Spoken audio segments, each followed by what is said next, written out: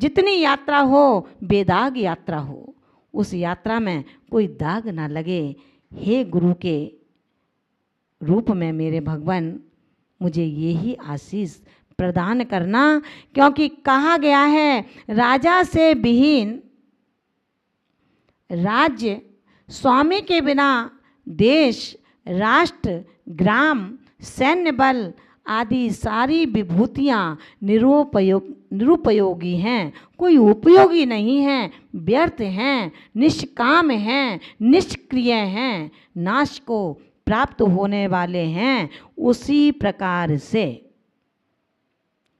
गुरु भक्त हीन शिष्य, गुरु भक्ति से हीन शिष्य, गुरु आज्ञा से विहीन शिष्य, गुरु विनय से रिक्त शिष्य के समस्त अनुष्ठान नष्ट ही जानने चाहिए।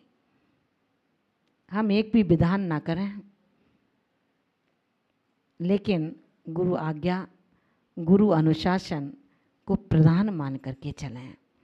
पंडित आशाधर जी लिखते हैं कि कल्याण के जो इच्छुक होते हैं, जिन्होंने अपने जीवन में कल्याण को अपना माध्यम बनाया है, ऐसे शिष्य प्रतिदिन गुरु चरणों की उपासना करते हैं। ऐसे शिष्य प्रतिदिन गुरु चरणों का पाद प्रक्षालन करते हैं। ऐसे शिष्य गुरु चरणों की सेवा करते हैं, और जो नहीं करते उनको गुरुओं के चरणों की सेवा, उपासना, भक्ति, स्तुति करनी चाहिए। कब? प्रतिदिन। क्योंकि जिस प्रकार गरुड़ पक्षी जिसके पास में है, क्या कहा है? गरुड़ पक्षी जिसके पास में है उसके पास कभी सर्प आते हैं क्या? नहीं आते। उसके पास सर्प नहीं आते, उसे विषधर सर्प काट भी नहीं सकते, अपना जहर चढ़ा नहीं सकते। उसी प्रकार जिस शिष्य के पास गुरु भक्त रूपी गरुण मणि जिसके हृदय में विराजमान है, उसके समस्त धार्मिक अनुष्ठान पर आने वाले विघ्न रूपी सर्प उसका कुछ भी बिगाड़ नहीं सकते हैं। इसलिए इससे जो विपरीत हैं, ऊपरी भावों से गुरु के प्रति विनय दिखाते हों, ऊपरी भावों से गुरु के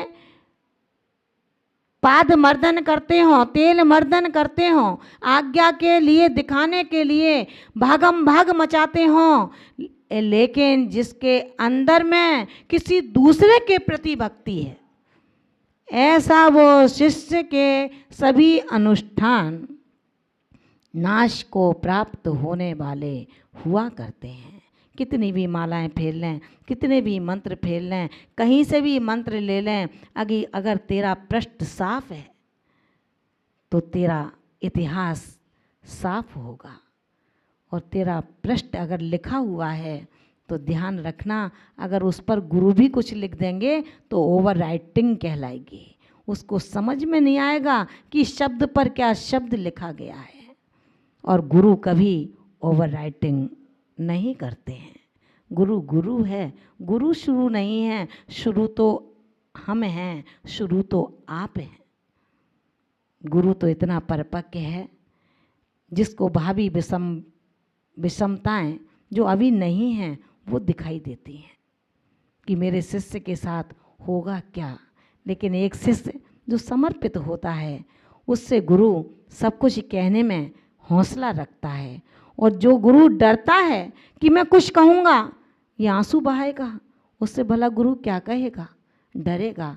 भैया आप प्रभावना ना हो धर्म की, लोग क्या कहेंगे? अरे माता जी महाराज इन भैया जी को, इन दीदी को, इन माता जी को डांटते ही रहते हैं जब देखो तब। भैया बच्चा जब अपना कहीं गलत काम करता है तो माता पिता उसे सही रास्ता नहीं दिखाते क्या? प्यार से समझाते हैं, तेज बोल के समझाते हैं, फिर भी बेटा नहीं मानता तो एक चांटा भी मार देते हैं। लेकिन रे शिष्य तेरे गुरु तुझे मारते तो नहीं हैं, केवल डांटते हैं वो भी इसलिए तू उनसे भी ऊंचा उठ जाए, तू उनसे भी ख्याति प्राप्त हो जाए, तू उनसे भी आगमनिष्ठ बन जाए। गुरु की इच्छा होती है अगर मैं वृक्ष हूँ तो मेरा शिष्य बट वृक्ष बन जाए। गुरु की भावना होती है अगर मैं ज्ञानी हूँ तो मेरा शिष्य केवल ज्ञानी बन जाए। गुरु की भावना होती है यदि मैं मोक्ष मार्गी हूँ तो मेरा गुरु, मेरा शिष्य मोक्ष में चला जाए। गुरु की भावनाओं को पढ़ा तो सही अपन, गुरु होता कैसा है, गुरु ने कैसे अपने जीवन को हम सबके बीच में निकाला होगा। जिसने मंच की ख्याति प्राप्त करने का कोई जुनून नहीं रखा, जिसने कभी बोलने का हौसला खुद का नहीं रखा, लेकिन अपने शिष्यों को अपने उस ख्याति प्राप्त मंच को सहज समर्पित कर दिया, उस गुरु के लिए हमारे पास संपूर्ण दौलत, जो भी श्रद्धा की है, जो भी विनय की है, जो भी क्रिया की है, वो हमें समर्पित कर देना चाहिए। गुरु की डांट असफलता की सीढ़ी नहीं वरन सफलता की सीढ़ी होती है। और उस उपेक्षा, गुरु की डांट की उपेक्षा कर दी, उन्होंने कुछ कहा, दूसरे साधुओं से जाके कह दी, रोना शुरू कर दिया।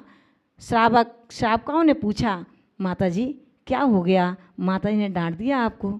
आपको ही डांटती रहती है माता जी। ऐसे भी श्रावक हैं, ध्यान रखना, आज भी नहीं, आज नहीं, पहले भी थे। ऐसे ही श्रावक के कारण इस दिगंबर परंपरा के दो धाराएं हो गई। ये श्रावक ऐसे नहीं होते तो दिगंबर परंपरा की कभी दूसरी धारा नहीं होती। ध्यान रखना, हमें जब मोक्ष मार्गी बनना है तो किसी श्रावक के बहकावे में ना आए। इसीलिए आचार्य कुंद कुंद स्वामी ने लोयण जंग संगा दो, इसीलिए कहा है कि रे श्रावक, रे साधक, तूने अभी परिपक्वता प्राप्त नहीं कर पाई है, गुरु तेरे पीछे हैं इसलिए तू उछल रहा है, गुरु का हाथ तेरे ऊपर है इसलिए इतना बोल रहा है। जिस दिन गुरु का हाथ हट जाएगा, सच मानना तेरे शब्द न जाने कहाँ गुम हो जाएंगे। जिस दिन गुरु की छाया तेरे ऊपर से हट जाएगी, सच मानना तू बिना छाया का अनाथ हो जाएगा। तेरा नाथ एक नहीं 100 लोग बन कर के आएंगे, लेकिन तुझे कोई गुरु जैसा मार्गदृष्टा नहीं मिलेगा, गुरु जैसा रूप नहीं मिलेगा। आज गुरु जिसके पास में है, उस गुरु की हम जी भर के उपासना कर लें, उस गुरु की हम जी भर के स्तुति कर लें, उस गुरु के लिए हम जी भर कर प्रार्थना कर लें। प्रार्थनाओं में इतनी ताकत होती है, अगर सच्चे मन की प्रार्थना है तो मृत्यु भी टल जाया करती है महान भावों। और यदि आयु ही पूर्ण हो रही हो, उसको तो तीर्थंकर भी नहीं रोक पाते, तो भला हम शिष्य नहीं रोक सकते। इसलिए गुरु की डांट सफलता की सीढ़ी है, और यदि शिष्य ने उस डांट की उपेक्षा कर दी तो समझ लेना असफलता की फिसल पट्टी है। जिस पर बच्चे झूलते थे ना, ऊपर बैठे और नीचे आ गए, ये फिसलन पट्टी है कि लगता है कि दौड़ रहा हूँ, तू दौड़ नहीं रहा, ऊपर से नीचे गिर रहा है। ध्यान रखना, ये असफलता की फिसलन पट्टी हुआ करती है। अनुशासनशीलता, कर्तव्य निष्ठा और विश्वसनीयता, ये 3 गुण जिसके अंदर हैं, ऐसे 3 गुणों से युक्त शिष्य को देख कर के गुरु मन ही मन खुश होता है, आह्लादित होता है, प्रसन्न होता है। उसके खुशी का कोई जवाब नहीं होता।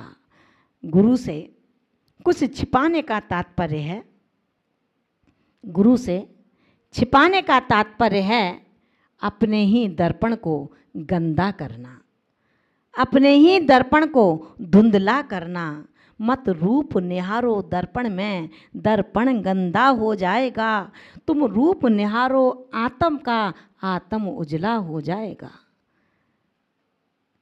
सौंदर्यकरण हम अपने इस पुद्गल देही का ना करें, सौंदर्यकरण हम अपने आत्मा का करें, हम अपने परिणामों का करें, हम अपने भावों का करें, हम अपने प्रतिदिन की क्रियाओं का। अगर हमने सौंदर्यकरण कर लिया तो ध्यान रखना, रे साधक शिष्याओं, आप भी शिष्य हैं, मैं भी शिष्य हूँ। हम सब धर्म बहन बन करके पूरे विश्व में एक ऐसा डंका बजाएं जो बहनें अगर गृहस्थ जीवन को ग्रहण कर रही हैं तो वहाँ भी धर्म के साथ गृहस्थ धर्म की परंपरा का निर्वाह करें। और यदि उस धर्म परंपरा में उनके सौभाग्य की कहीं कोई बाधा पैदा होती है तो वो पुनर्विवाह न करें, वरन धर्म से जुड़ी रहें। अगर ऐसा मौका कोई पड़ता है तो धर्म के क्षेत्र में उतर आएं। ऐसी महिलाएं जिन्होंने इस वैधव्य को प्राप्त करके, जिन्होंने स्कूल का मुंह भी नहीं देखा हो, ऐसी नारियों ने धर्म की डगर को पकड़ करके ऐसी धुरंधर ज्ञानी विद्वानी बन गई। चाहे वो आर्यका गणनी सुपार्श्वमती जी हों, चाहे आर्यका गणनी विजयामती माता जी हों, और चाहे आर्यका विशुद्धमती जी सतना वाली हों, जिन्होंने गृहस्थ धर्म को स्वीकार किया और असफलता उस कर्मों के आगे टेकनी पड़ी, स्वीकार करनी पड़ी। गुरु माँ, गुरुदेव अपने शिष्यों को, अपने भक्तों को यही समझाते हैं, उपवास से बड़ी तपस्या गुरु का आज्ञा पालन करना है। प्रमाणित मजबूत जीवन यदि बनाना है, प्रमाणित लोग कह सकें भैया ये विदुषी माँ, वो विशुद्धमती माता जी जैसी गुरु माँ विशुद्धमती जी हैं वैसी ही उनकी शिष्याएं हैं, ये प्रमाण है। हमें प्रमाणित बनना है।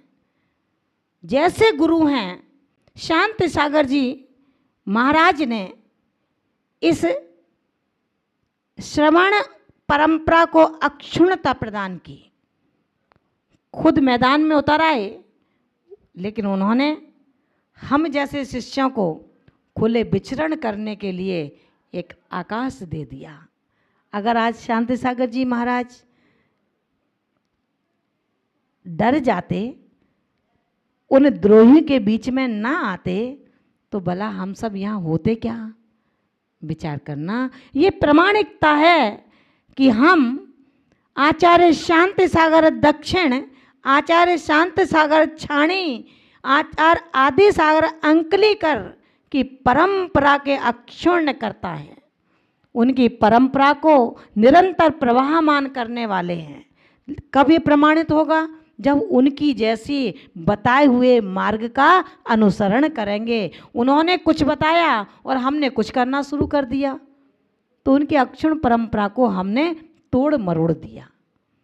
जो गुरु की परंपरा है उस परंपरा का पालन करें, लोगों के बहकावे में ना आए, लोगों के कहने में ना आए। लोगों के कहने में आएंगे तो उन्होंने तो 84,000 साधुओं के संग जो भद्रबाहु स्वामी का था, लोगों ने उसको भी विच्छेद कर दिया।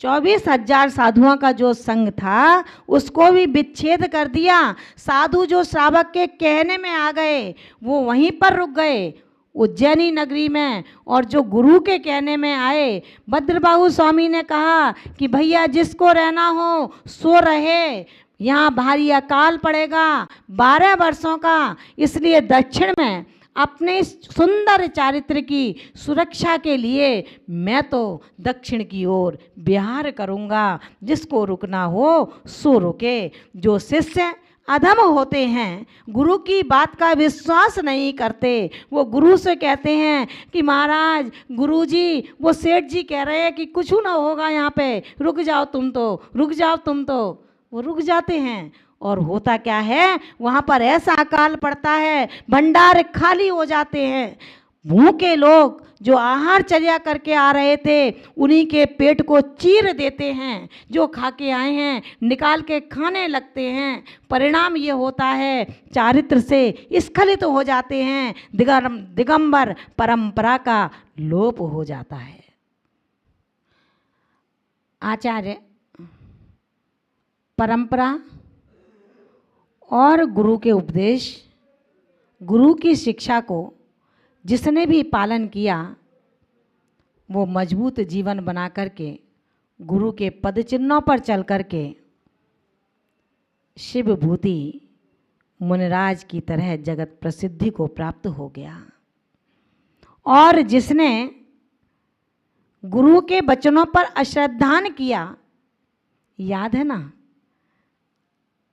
अकंपनाचार्य ने जब अपने शिष्य मुनि को आदेश दिया कि जाओ श्रुत सागर जी, जहाँ वाद विवाद हुआ है वहीं पर जाकर के खड़े हो जाओ, संग बच जाएगा, नहीं तो संग पर बहुत आपत्ति आएगी। श्रुत सागर तुम चले जाओ।